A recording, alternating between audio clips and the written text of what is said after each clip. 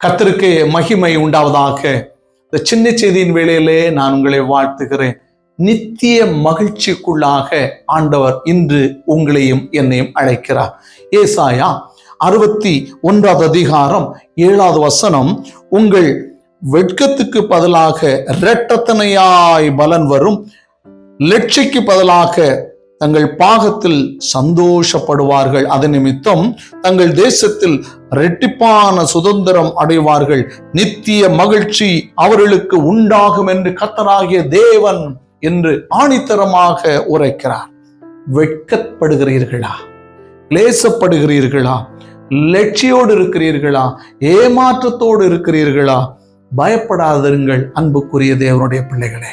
இந்த நாளை விசுவாசத்தோடு துவங்கி பாருங்கள். நீங்கள் செல்லும் இடமெல்லாம் வெட்கத்தை தரித்து கொள்ளாதபடி நித்திய மகிழ்ச்சியோடு நீங்கள் திரும்பி வரத்தக்கதாக, நீ போகையிலும் ஆசீர்வதிக்கப்படுவாய், நீ வருகையிலும் ஆசீர்வதிக்கப்படுவாய். நான் உன்னோடு இருந்து உன்னுடைய வாழ்க்கையில் பெரிய காரியங்களை செய்வேன் என்று கர்த்தராகிய தேவன் நித்திய மகிழ்ச்சியை உன்னுடைய வாழ்க்கையில் இன்று தந்து துக்க முகத்தோடு இருப்பதை அவர் விரும்பாமல் நித்திய காலமாய் நீங்கள் மகிழ்ச்சியாக வாழும்படி என் தேவன் உங்களுக்கு உதவி செய்து ஆசீர்வதிப்பாராக.